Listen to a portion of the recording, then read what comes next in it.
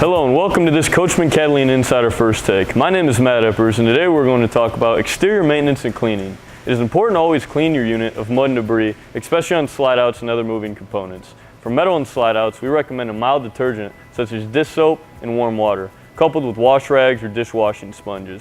It's important to note that you don't use any material that will scratch the metal or tear the graphics.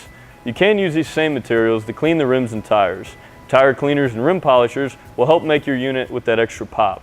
An important component that rarely gets cleaned is the roof. Maintaining a clean roof can significantly reduce the chance of material breakdown and tears. For normal cleaning, use Dicor roof cleaners or standard products such as 409.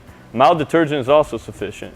Do not use harsh abrasives or products containing solvents. For stubborn stains, use a rag dampened with mineral spirits. It's important to soak and not apply mineral spirits directly to the roof. While cleaning, rinse all areas thoroughly with clean water to avoid residue buildup on the roof or sidewalls. Sufficient cleaning and maintenance can extend the life of your camper, and at the end of the day, keeps your Coachmen Catalina looking fantastic. Thanks for tuning in today and have fun camping in your Catalina travel trailer.